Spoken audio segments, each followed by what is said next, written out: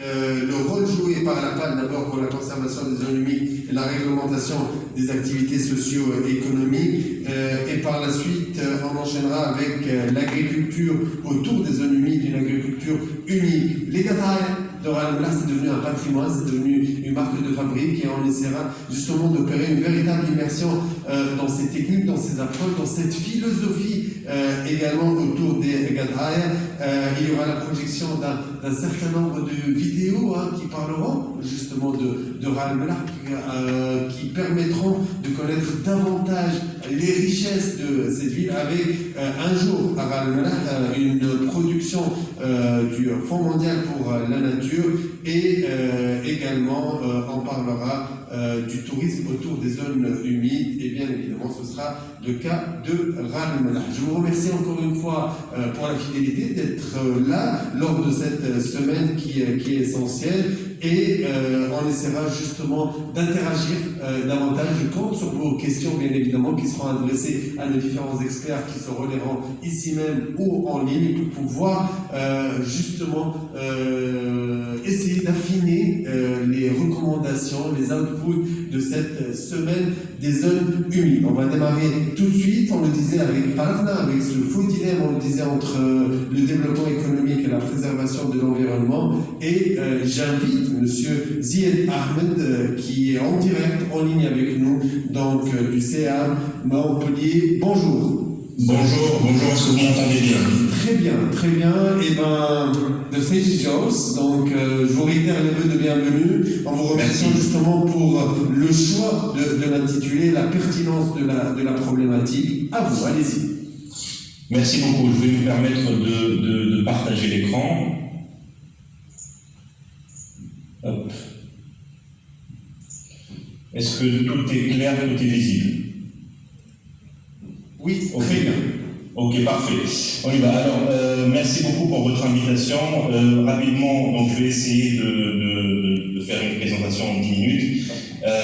L'idée, donc, comme vous l'avez expliqué, c'est de vous présenter une analyse sur les contraintes d'installation des projets économiques sur les îles Kerkennah. C'est des projets ou des entreprises que nous avons essayé d'installer dans le cadre d'un projet qui s'appelle Développe. Donc, j'ai intitulé ma présentation le faux dilemme des îles Kerkennah, développement économique ou préservation de l'environnement. Et on va commencer d'abord par une brève présentation du projet Développe. Alors, le projet Développe, en tout, c'est mise en œuvre d'une démarche participative et inclusive pour le renforcement de l'économie maritime, pour la valorisation durable des ressources du territoire. Donc c'est très simple, trois termes à retenir, une démarche participative, renforcement de l'économie et valorisation des ressources. Le leader du projet, c'est le CIA Montpellier. Nous avons des partenaires locaux avec nous, notamment l'association Jeunes Sciences ACM, le ministère de l'Agriculture, le CGDR, tout ça, financé par l'Union européenne, un budget de 1,4 million d'euros, avec 600 000 euros de subventions directes pour la création d'entreprises. La durée du projet est de 3 ans et demi, qui a commencé en 2017. Quelle est la méthodologie du projet? Elle est très simple. D'abord, identifier les besoins, comprendre quels sont les besoins en termes et les priorités de développement pour la population locale, avoir un plan local de développement qui a défini des besoins pour la population locale. Deuxième chose, c'est de répondre à ces besoins et de voir comment... Alors, répondre à ces besoins et à travers l'installation d'entreprises économiques. Et là, c'est une installation dont nous allons avoir tout à l'heure dans une transparence totale et en participation, avec la participation de la population et des acteurs locaux. Et on finit à la fin par le renforcement de la dynamique locale à travers des formations, de l'appui pensée et des stratégies de soutien pour les acteurs locaux et pour la mairie, la gouvernance locale et tout ça.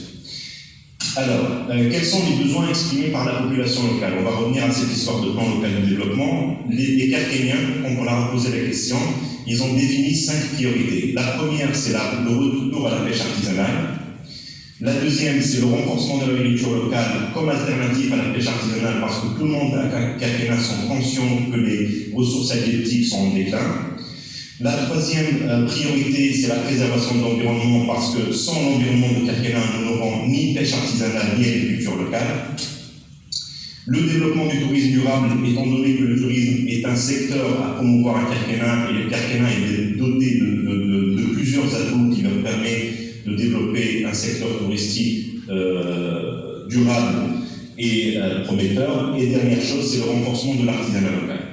Donc ça, ce sont les besoins des Carquéniens. Nous avons essayé de répondre à ces besoins en mettant en place des appels à propositions pour financer des entreprises qui vont venir répondre à ces priorités, à ces besoins. Et nous avons mis en place ce qu'on appelle un cycle de sélection qui commence d'abord par des appels à propositions. Les appels à propositions qu'on a mis en place, ce sont des appels qui permettent un financement direct des entreprises avec des subventions allant de 20 000 à 80 000 dinars. Donc l'appel à proposition il est préparé, il est lancé à l'échelle locale avec beaucoup de communication, beaucoup de vulgarisation auprès des acteurs locaux et de nos acteurs cibles.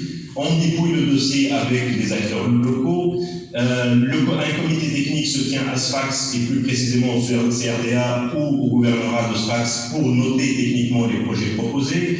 Une fois que les projets proposés ils sont évalués, ils sont notés, et après on passe à la sélection qui est qui est faite dans le cadre d'un comité organisé ou constitué principalement par des acteurs exclusivement locaux, et puis on arrive là à la sélection des entreprises.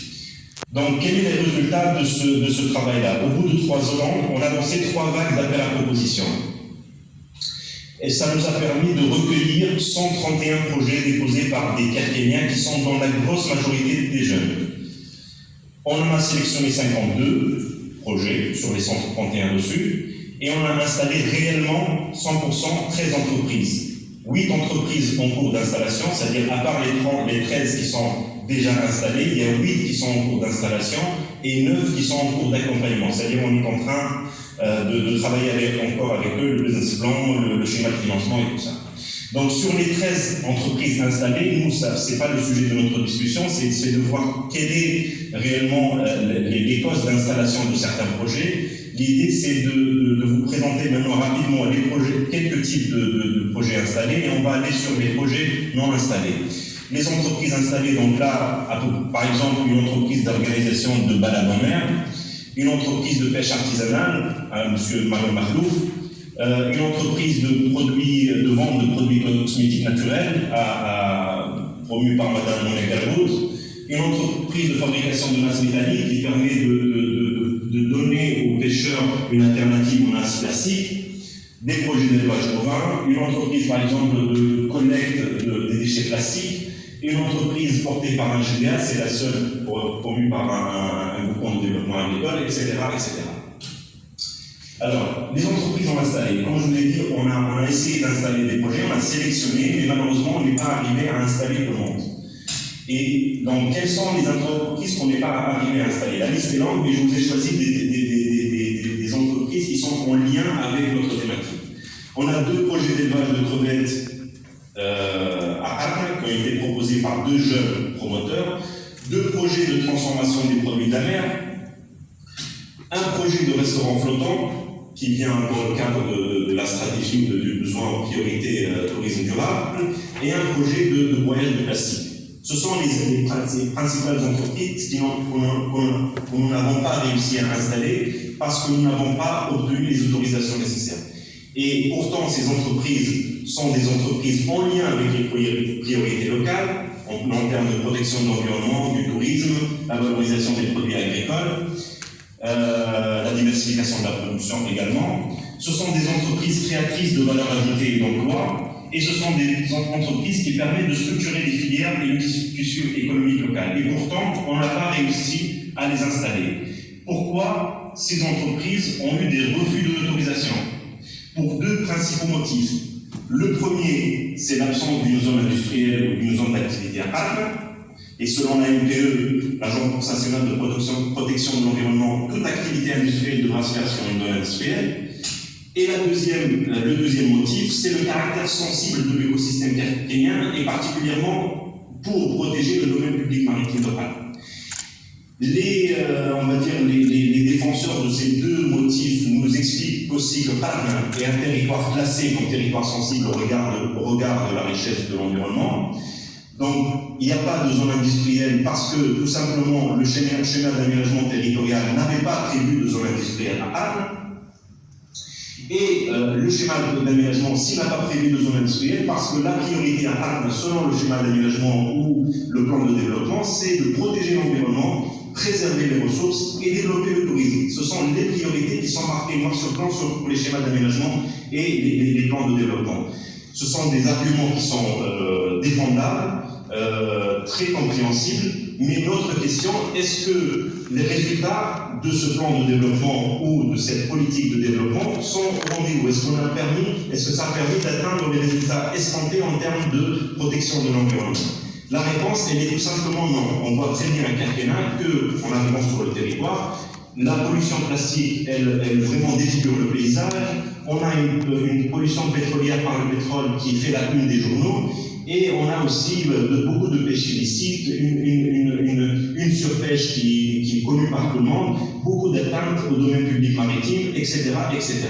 Donc cette politique orientée uniquement vers la protection de l'environnement a engendré, en plus de ces conséquences environnementales, des conséquences très lourdes qui sont, pour moi, d'abord, la première chose, c'est le fait qu'il n'y ait pas de cadre légal pour l'installation de certaines entreprises ou une inflexibilité du cadre légal pour l'installation des entreprises entraîne tout simplement une installation illégale et en dehors de tout contrôle de l'État tunisien. On le voit à Carquena, malheureusement, il y a des unités industrielles qui existent et qui sont un peu partout sur Carquena, malgré qu'il n'y a pas de zone industrielle.